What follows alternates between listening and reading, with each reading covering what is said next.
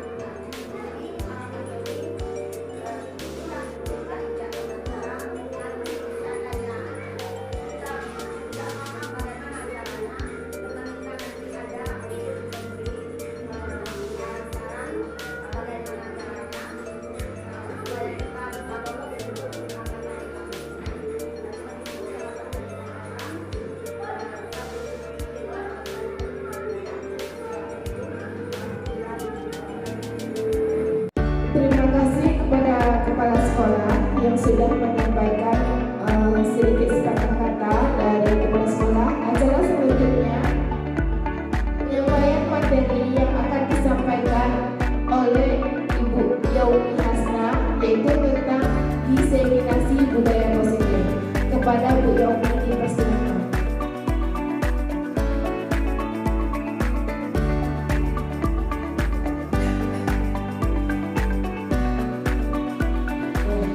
Terima kasih saya ucapkan kepada rekan-rekan ibu yang mau menyempatkan untuk tidak pulang cepat demi mendengarkan penjelasan saya tentang diseminasi budaya positif hari ini. Assalamualaikum warahmatullahi wabarakatuh.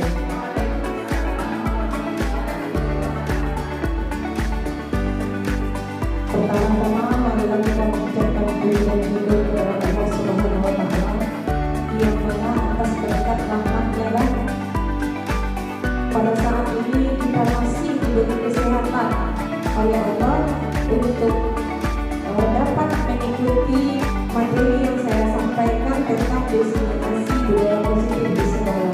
Selawat dan dengan salam tak lupa kita sampaikan kepada Nabi besar yaitu Nabi Muhammad SAW yang mana beliau telah membawa kita dari alam kebodohan sampai kepada ilmu pengetahuan yang serba tinggi yang kita rasakan pada saat sekarang ini. Sebelum saya menyampaikan diseminasi budaya positif yang terjadi di sekolah kita, saya berterima kasih terlebih dahulu kepada teman-teman yang telah menyempatkan waktunya untuk mendengarkan apa yang saya sampaikan pada hari ini. Di sini tentang diseminasi budaya positif kebetulan ini merupakan tugas modul 1.4 saya tentang aksi nyata budaya positif demi suksesnya CDP angkatan 11 yang telah saya laksanakan. Baiklah teman-teman, sekarang saya akan menyampaikan yaitu diseminasi budaya positif yang terjadi di SD 08 Soal. Ini saya sebelum memulainya, saya mau bertanya kepada Bapak dan Ibu di sini tentang beberapa pernyataan. Yang pertama, pemberian pengumuman dapat mendisiplinkan siswa. Apakah pemberian pengumuman tersebut dapat mendisiplinkan siswa? Tahap jawabannya. Kemudian memberikan hadiah meningkatkan prestasi siswa. Bapak Ibu, apakah dengan memberikan hadiah bisa meningkatkan prestasi siswa? Ya. Kemudian yang ketiga itu ada guru harus memberikan solusi untuk setiap siswa yang bermasalah. Apakah itu setuju Bapak Ibu? Kemudian yang keempat, guru berperan sebagai teman bagi siswa lainnya. Baik, di sini kita kenal dengan mindset positif itu. Apakah itu budaya positif? Budaya positif adalah perwujudan dari nilai-nilai atau keyakinan universal yang diterapkan di sekolah. Kemudian di sini kita mempunyai konsep-konsep inti untuk menciptakan budaya positif tersebut. Yang pertama itu budaya positif. Kemudian yang kedua motivasi perilaku manusia. Kemudian yang ketiga keyakinan kelas atau sekolah. Kemudian keempat keputusan dasar manusia. Kelima posisi kontrol seorang guru. Dan yang keenam segitiga besti-besti. Disinilah kita nanti akan menyampaikan materi-materi ini dan saya harapkan teman-teman lainnya mengikutinya dengan baik tentang menciptakan budaya positif ini. Sebelum kita memulai kepada budaya positif tadi, sekarang kita ambil dulu sebuah permainan. Coba Ibu kepalkan tangannya, kepalkan sekuat mungkin. Jadi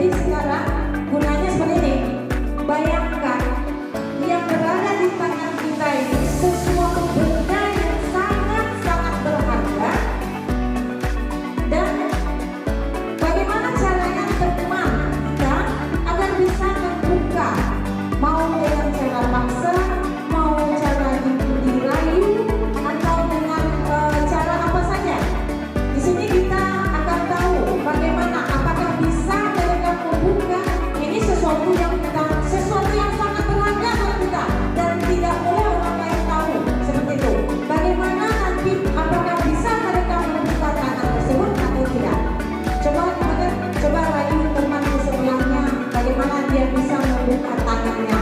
Apakah dia bisa membukanya nanti atau tidak itu tergantung kepada diri kita sendiri. Coba Ibu.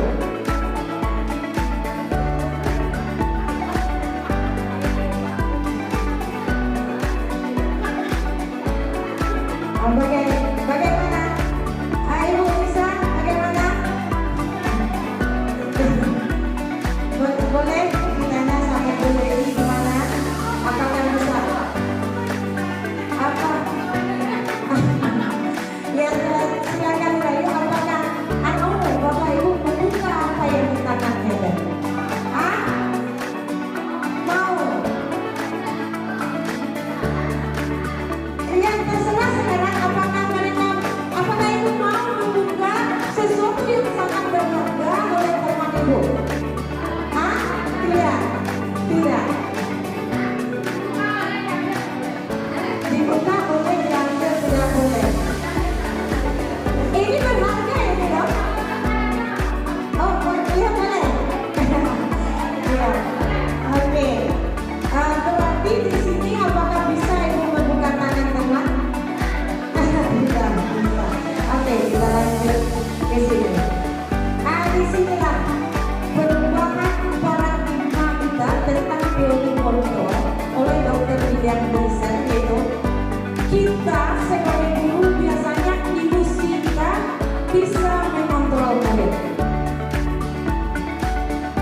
Contohnya, anak kan tidak buat PR. Kenapa tidak buat PR? Apakah besok anak tersebut mau lagi membuat PR? Tergantung. Itulah dia kontrolnya dari diri sendiri. Jadi itulah kontrol dari diri kita sendiri. Kemudian ilusi yang kedua, semua penguatan positif bermanfaat. Maksudnya di sini penguatan positif bermanfaat seperti ini, membuang sampah. Membuang sampah kalau kita tidak datangkan dari diri kita, maka apakah anak tersebut mau? Tidak. Itu adalah kontrol dari diri sendiri. Kemudian ilusi kritik yang membuat rasa bersalah dapat menguatkan karakter. Ya, ilusi bahwa orang dewasa memiliki hak untuk memaksa. Seperti kan biasanya seperti itu. Kalau kita sudah besar, anak kecil pasti belum akan kita seperti itu. Tidak bisa. Ya.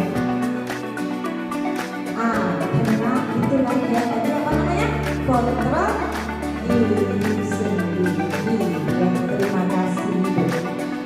Kemudian di sini kita lihat tentang bagaimana stimulus respon dengan teori kontrol tersebut. Kita tahu di stimulus respon ada realistis atau realita kita sama.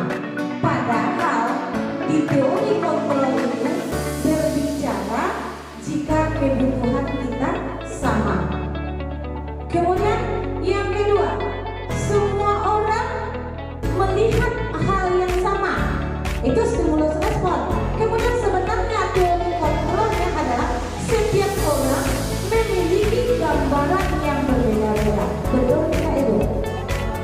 Ya, jadi kita tidak mau menyamakan apa yang kita lihat seperti itu. Kemudian yang ketiga, kita mengubah pandangan orang agar sama dengan pandangan kita.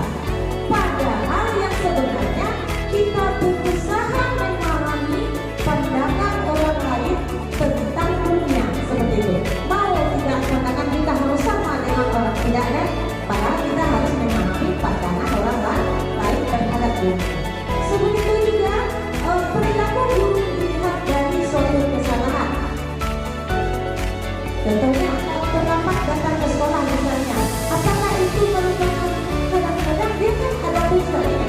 Semua perilaku dari juga mungkin dia terlambat karena tadi terkendala di jalan seperti itu. Jadi kita tidak bisa memandang bahwasanya perilaku itu dilihat dari suatu kesalahan yang tadi tentang keterlambatan.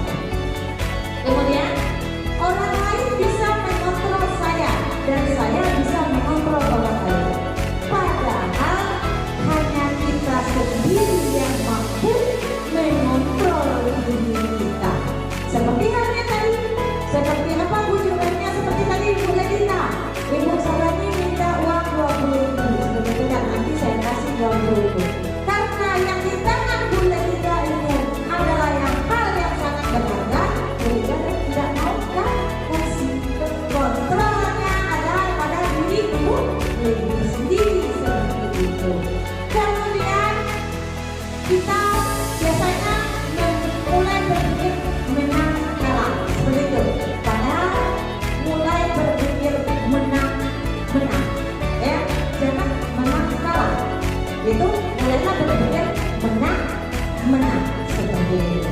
Ini dia tentang teori kontrol yang telah kita laksanakan. Oke, disiplin positif. Di sini kita disiplin positif merupakan salah satu cara penerapan disiplin yang bertujuan untuk menumbuh kesadaran serta memberdayakan anak untuk melakukan sesuatu tanpa sokongan, ancaman maupun hukuman. Seperti halnya tadi kita telah lakukan sokongan. Ibu Samani tadi menyogok. Ya, Ibu Samani menyogok. Kemudian tadi Ibu Kaini mengancam. Awas kalau lakukan, nanti tidak. Ada ancaman. Kemudian ada hukuman tadi ya. Apa hukumannya? Kalau tidak mau kasih, nanti saya pukul. Seperti itu. Sering ini terjadi. Maka di sini kita tumbuhkan disiplin positif itu, yaitu merupakan salah satu cara penerapan disiplin yang bertujuan untuk menumbuhkan kesadaran serta memberdayakan anak untuk melakukan sesuatu tanpa tadi ibu sokongan, tanpa ancaman ataupun tanpa hukuman. Nilai-nilai kebajikan universal kita tahu dengan profil pelajar Pancasila. Ada berapa ibu? Ada berapa profil pelajar Pancasila kita? Ada 6. Yang pertama beriman bertakwa kepada Tuhan Yang Maha Esa. Kemudian berkegiatan global.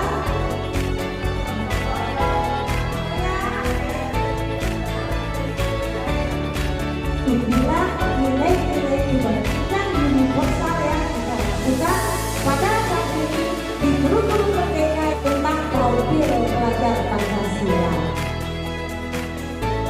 Kemudian ini ibu, motivasi perilaku manusia. Motivasi perilaku manusia, yaitu menghindari ketidaknyamanan atau hukuman. Kemudian mendapat imbalan atau penghargaan dan ketiga menghargai dan menjadi orang yang mereka inginkan. Ini merupakan motivasi perilaku manusia. Di sini loh, perbedaan antara hukuman, konsekuensi dan restitusi.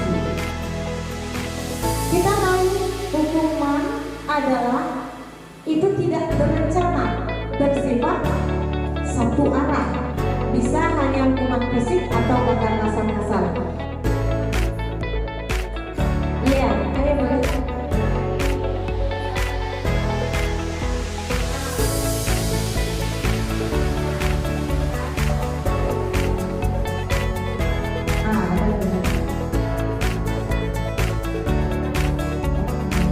Itu terencana dulu, tidak karena sebuah saja ada aturan sekolah di waktu periksa tutup. Oke, ya itu betul sekali. Terima kasih Ibu Bobi. Itu hukuman itu ya tidak berencana, yaitu bersifat satu arah. Refleks saja, ya, refleks tidak kita rencanakan. Karena nampak tubuh anak panjang atau potong, maka kita memberi hukumannya mungkin dengan kata kasar atau dengan sebuah hukuman. Yang kedua, di sini konsekuensi.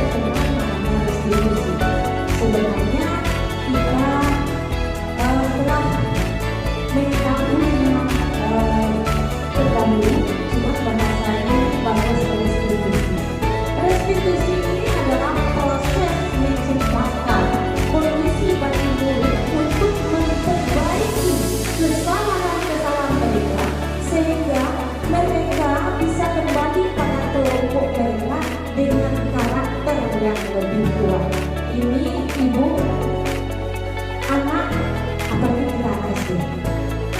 Mereka rata-rata kenakalan anak SD kita tahu kan Ibu, sangat banyak yang nakal bikin kita kesal seperti itu.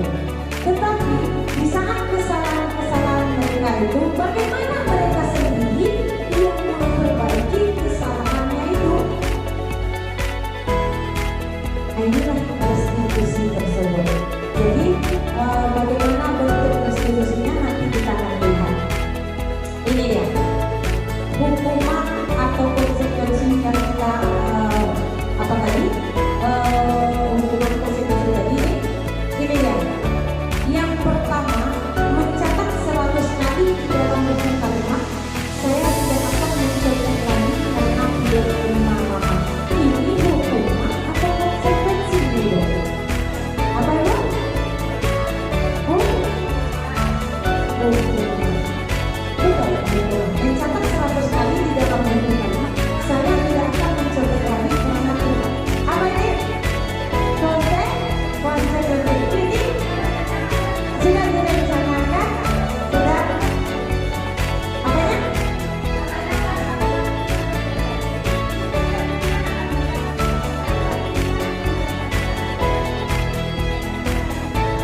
Ya.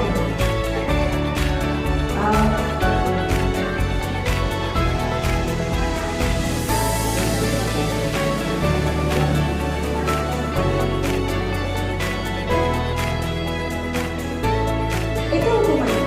Jadi kan kita sekarang lihat beda kalimat. Di sini beda kalimat. Oke, ini ada konsekuensi. Yang kedua, lari keliling lapangan basket 2 kali karena terlambat hadir di sekolah. Ini hukuman apa konsekuensi? Bisa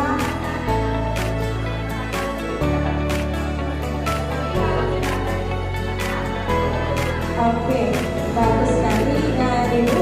Lari keliling lapangan 2 kali karena terlambat hadir di sekolah itu bisa jadi hukuman, bisa jadi konsekuensi. Tapi kalau di sini bisa kita terangkan bahwa katanya dia adalah hukuman karena yang terlambat itu belum tentu si anu ya sepakat tadi ya kan. Mungkin yang lain seperti itu. Ini merupakan hukuman. Oke. Yang ketiga, membersihkan coretan yang dibuatnya di meja tulis. Ini hukuman apa konsekuensi?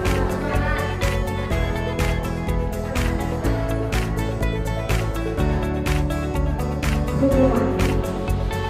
Ya, hukuman.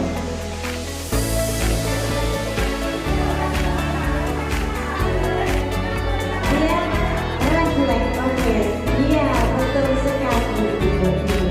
Yang keempat, murid diminta push up 15 kali karena tidak menggunakan seragam sekolah. Bagaimana ini? Ini bisa konsekuensi, bisa hukuman. Kita kembali lagi tadi Ibu, konsekuensi berapa, hukuman itu apa? Ini mungkin kalau hukuman tadi kesepakatan pelanggar yaitu bisa hukuman fisik atau kata-kata kasar. Itu tidak direncanakan. Kalau konsekuensi itu terencana dan sudah disepakati. Kita lihat ke sini. Murid diminta push up 15 kali karena tidak menggunakan seragam sekolah. Konsekuensi. Iya.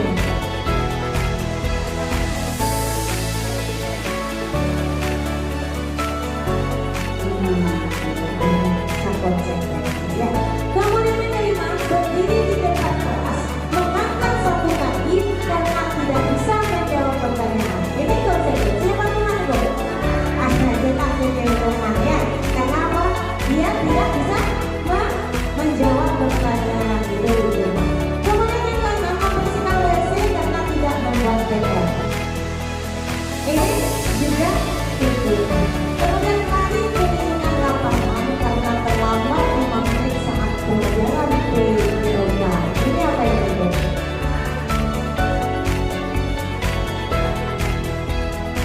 Ya Ibu?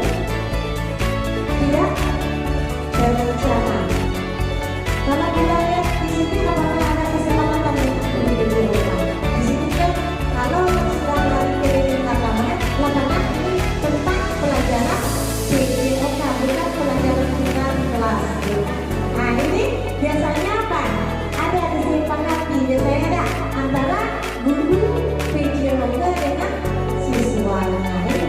konsekuensi.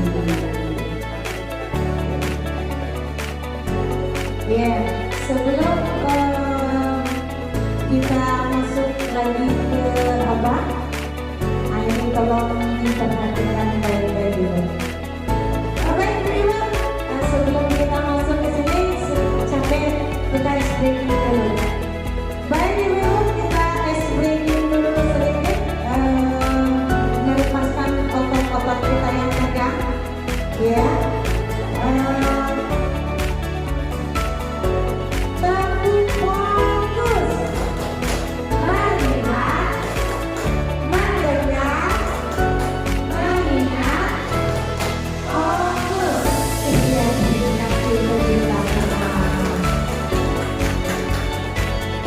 Kembali kita ke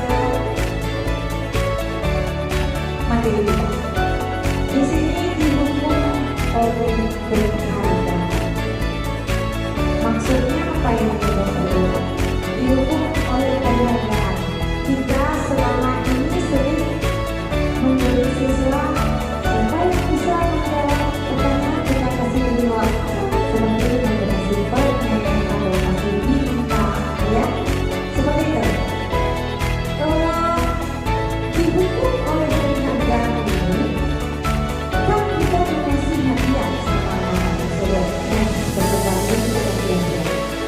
Itu merupakan berpengaruh serta penting dan jangka panjang. Karena apa? Karena di sini kalau mereka tidak dikasih hadiah, mereka tidak mau. Itu berpengaruh, sangat berpengaruh. Kemudian penghargaan itu tidak efektif. Kenapa tidak efektif di sini? Karena mereka semata-mata hanya melakukan sesuatu mengharap hadiah atau benda. Itu akan penghargaan itu tidak efektif. Kemudian yang ketiga, penghargaan merusak hubungan. Artinya di sini apa? Kenapa merusak hubungan? Misalnya, coba Bu.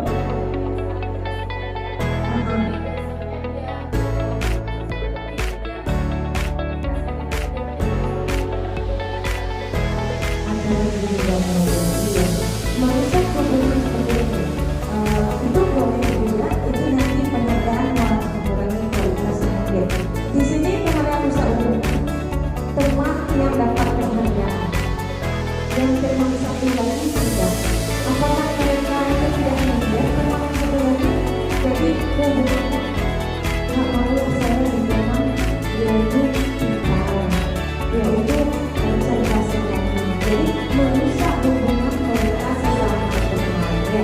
Kemudian penghargaan itu mengurangi kualitas kesehatan. Kemudian penghargaan mematikan kreativitas. Kalau tidak dibayar, maka tidak muncul ide-ide yang baru. Kemudian penghargaan itu mendukung. Artinya di sini saya harus mendapatkan nilai yang bagus biar saya dapat tidak dari itu. Itu mendukung dirinya. Karena dia tidak mampu sebenarnya dia tidak mampu, akan tetapi di sini karena penghargaan tersebut memaksakan dirinya. Baik dulu, kita sekarang masuk di dalam pernyataan di sini. Mengapa keyakinan kelas bukan keraguan kelas? Dari kata-katanya kita tahu antara keyakinan dengan keraguan. Kita lihat contohnya di sini. Mengapa kita memiliki peraturan tentang penggunaan bohong pada saat mengenai penggunaan bohong? Ini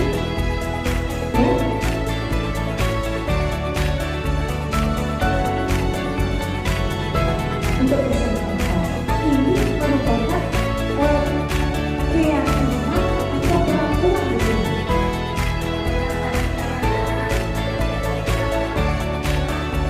Bagus sekali. Oke. Ini ada dua konsekuensi.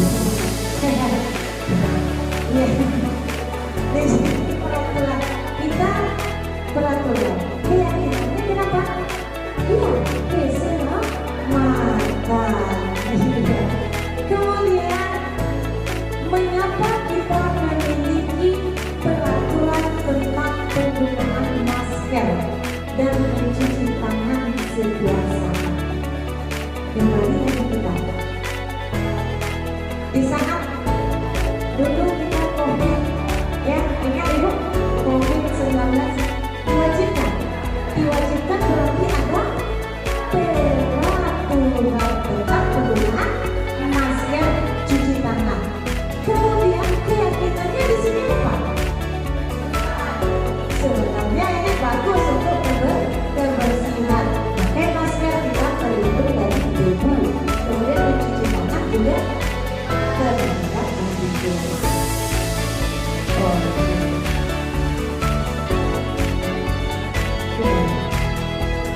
Antara keyakinan dengan peraturan. Kita lihat di sini perbedaan. Keyakinan kelas dibuat berdasarkan kesepakatan antara guru dan siswa bersifat universal. Artinya ini yang kita buat keyakinan ini berdasarkan antara guru sepakat seperti ini. Misalnya keyakinan kelas kita apa? Menghindar. Kemudian sekarang lagi marak-maraknya bullyingnya. Ya, kita stop bullying.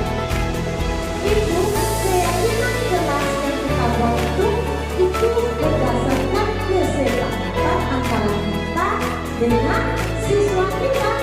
Kamu di buku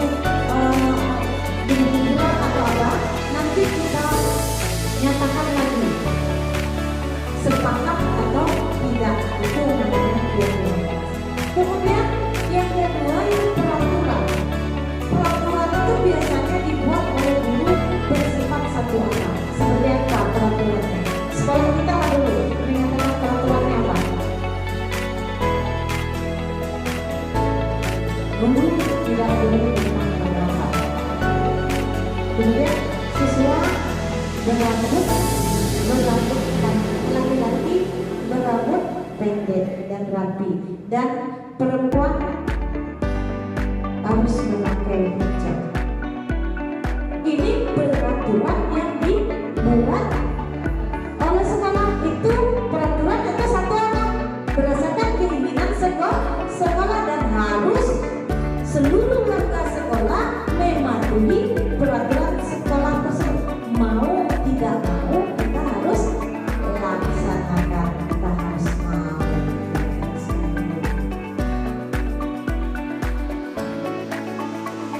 Ini dia. Bagaimana cara kita membuat prosedur pembentukan keyakinan kelas tersebut?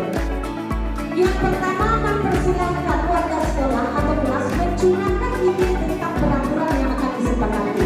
Jadi kalau di kelas kita ibu biasanya kan anak-anak mau sepakatnya kita apa? Dicurahkan dalam sebuah kertas dulu. Nanti apakah itu disepakati atau tidak kita umumkan secara bersama. Kemudian mencatat semua masukan dari siswa A, siswa B, semuanya kita catat dulu semuanya. Kemudian ganti kalimat negatif dengan kalimat positif. Kemudian hanya kembali jumlah pendapat yang terkumpul dan tersusun menjadi kepentingan sekolah atau kelas. Kemudian tanya ulang keyakinan kelas yang sudah disusun tadi. Mungkin keyakinan kelas kita biasanya berapa Bu? Ada 3 paling sedikit, ada 5 ya. Boleh sampai 7 keyakinan itu. Caranya membaca dan menyetujui dengan kemudian kita di awal sekolah kita sudah sepakat dengan keyakinan kelas, kita katakan untuk memperkuat dan Bapak Ibu. Sekarang kita masuk kepada posisi kontrol seorang guru. Di sini ada 5 posisi kita sebagai seorang guru, yaitu yang pertama adalah pembuku, kemudian yang kedua pembuat rasa bersalah, yang ketiga sebagai teman, yang keempat sebagai monitor atau pemantau, dan yang terakhir yaitu manajer. Di sini saya akan melihat tentang video posisi kontrol kita sebagai pembuku.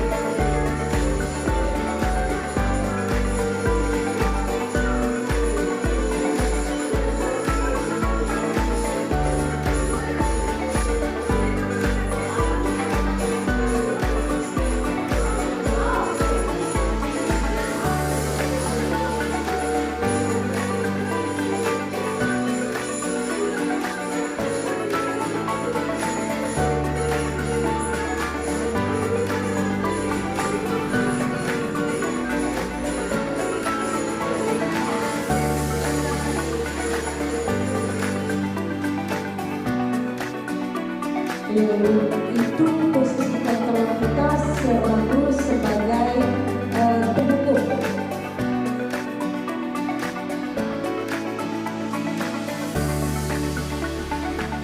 Dan sekarang posisi kontrol kita yang kedua yaitu sebagai pembuat rasa bersalah.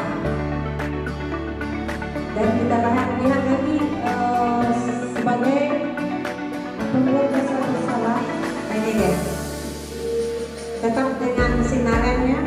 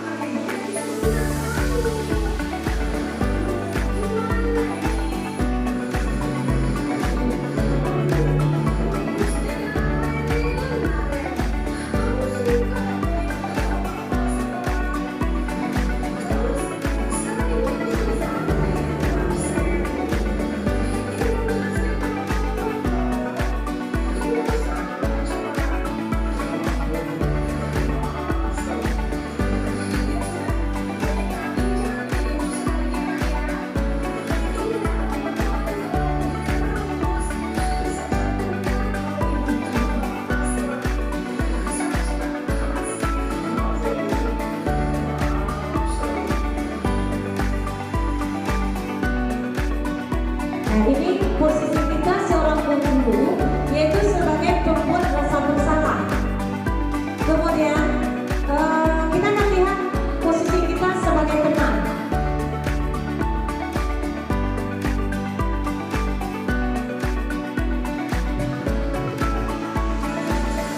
Ini tetap dengan contohnya sinaret.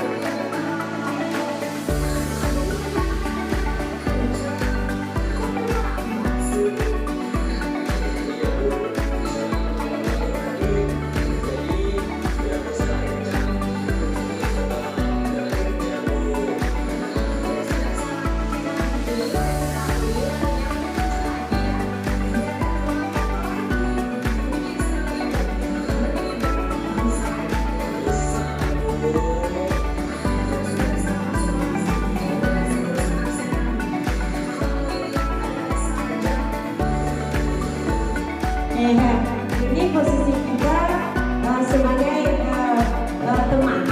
Kemudian posisi yang keempat itu posisi kontrol kita sebagai pemantau.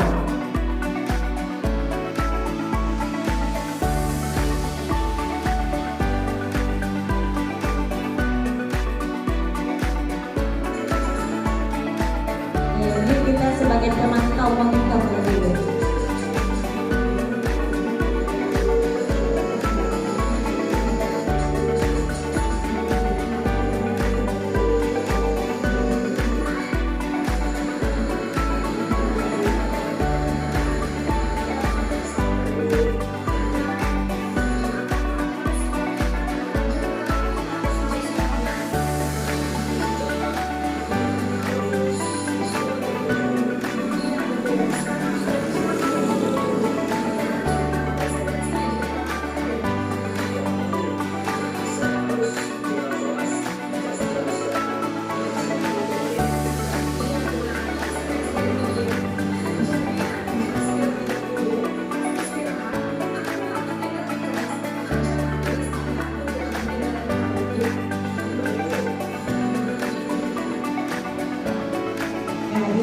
posisi yang keempat. Dan ini yang terakhir, yaitu posisi kontrol kita sebagai seorang manajer.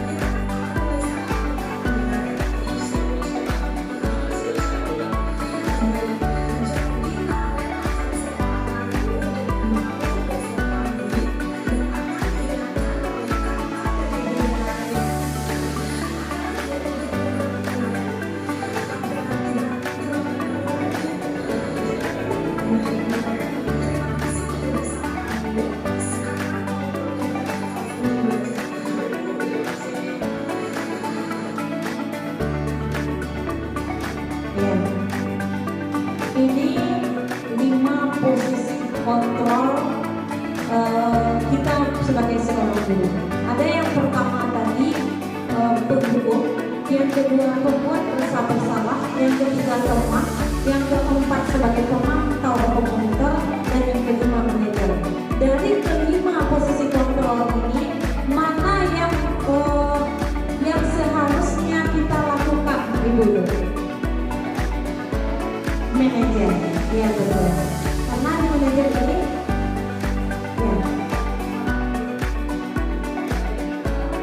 iya betul. Iya, terima kasih, betul sekali Ibu. Bahwasanya kita sebagai posisi kita sebagai seorang guru ini untuk menjadi seorang manajer itu kita menanyakan kepada dia kenapa dia terlambat. Kemudian bagaimana dia bisa mengubah keterlambatan dia itu dengan kesadaran dia sendiri, bukan pemaksaan dari kita ataupun dengan hukuman. Seperti halnya tadi yang pertama posisi kontrol penghukum, jadi dihukum ke lapangan. Kemudian yang kedua tadi sebagai berbuat rasa bersalah, merasa bersalah. Kenapa kamu seperti itu saya? Nanti ibu yang dimarahi kepala sekolah, kan mereka siswa tersebut merasa bersalah karena gara-gara dia gurunya kena marah. Kemudian ada posisi teman. Posisi teman di sini, ini kan kita contohkan ini anak SMA, bukan anak SD ya. Jadi mungkin caranya kita nanti seperti berteman dengan seorang siswa. Kemudian yang keempat itu sebagai posisi pemantau. Jadi mengatakan bahwasanya dia sudah terlambat, apa yang harus dilakukannya. Dan yang terakhir itu sebagai manajer. Dan manajer di sini seharusnya kita sebagai seorang guru mampu menerapkan posisi yang kelima ini sebagai manajer. Baik ibu-ibu sekalian, sekarang kita masuk kepada kebutuhan dasar manusia. Di sini ada 5 kebutuhan kita.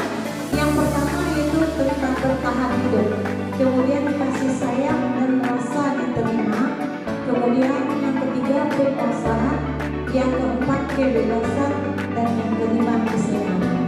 Dari kebutuhan dasar ini bertahan hidup itu secara fisiologinya kita kebutuhan kita tentu ingin bertahan hidup.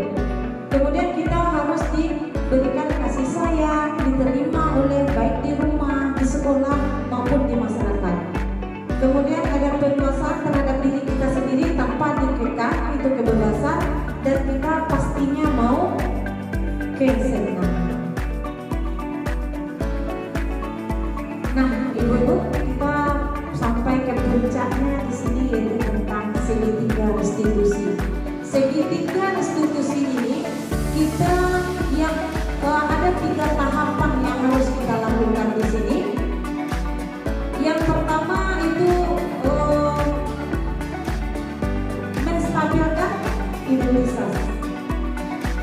Setiap orang pernah melakukan kesalahan dan bukan kita satu-satu yang melakukan ini. Kemudian yang kedua, validasi tindakan yang salah. Dari kesalahannya tersebut, kita tentu mempunyai alasan-alasan tertentu kenapa dia melakukan kesalahan. Kemudian ada cara efektif untuk mendapatkan bagaimana cara kita memperbaiki kesalahan-kesalahan tersebut. Kemudian terakhir menanyakan keyakinan. Keyakinan di sana, keyakinan kelas yang telah kita sepakati. Kemudian kita tanyakan kepada mereka itu mau menjadi seperti apa seperti itu. Ini ada video tentang segitiga restitusi.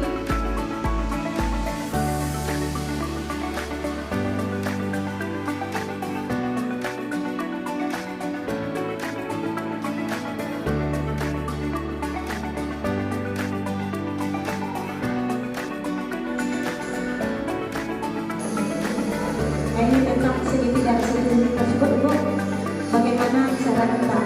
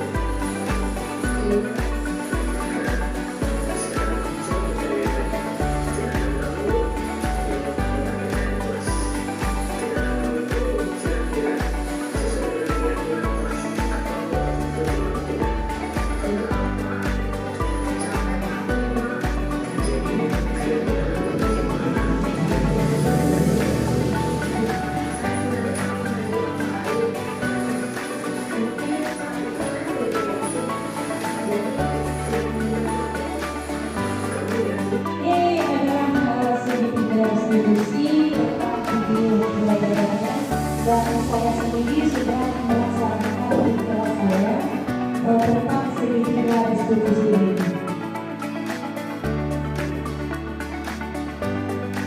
Ada 2 kasus di sini.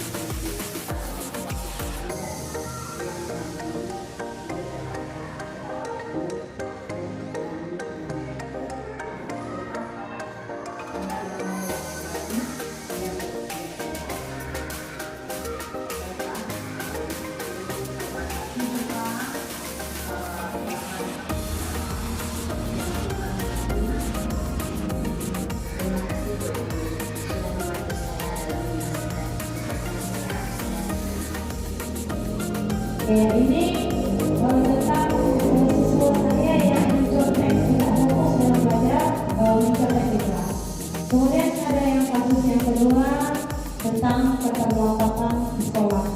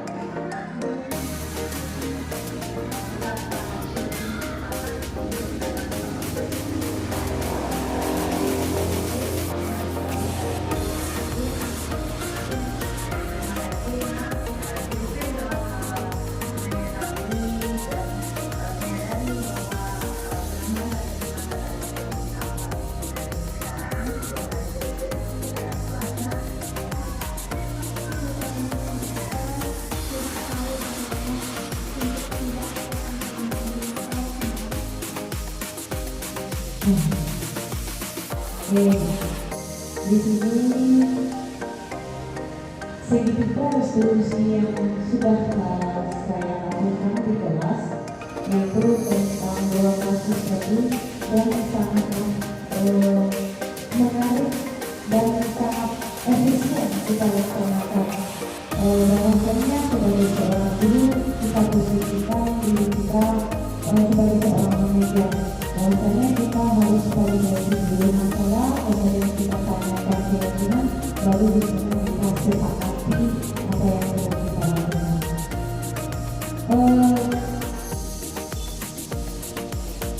Terima kasih Bu semuanya telah mungkin mengikuti materi yang saya sampaikan tentang diseminasi budaya positif, yaitu tugas saya di modul 1.4 tentang budaya positif, dan telah saya laksanakan di sekolah saya sendiri.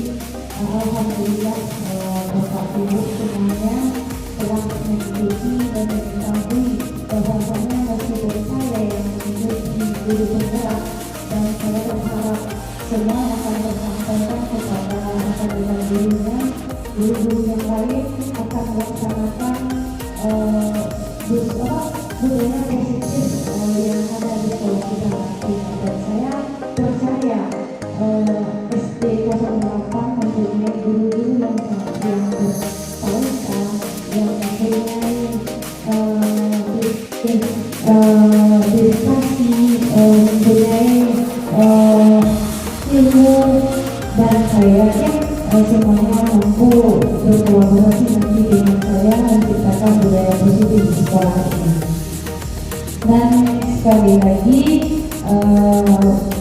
saya berterima kasih banyak ibu-ibu semuanya sudah mau mengikuti acara yang telah saya laksanakan hari ini. Terima kasih. Salah dan janggalnya saya mohon maaf. Wabillahi taufiq. Wassalamualaikum warahmatullahi wabarakatuh. Baik, terima kasih kepada Ibu Yomi Hasna. Dengan keahlian materi yang disampaikan sama Ibu Yomi tadi, maka berarti pula acara kita pada siang hari ini. Untuk itu, kalau ada salah dari saya mohon maaf. Saya tutup. Assalamualaikum warahmatullahi wabarakatuh.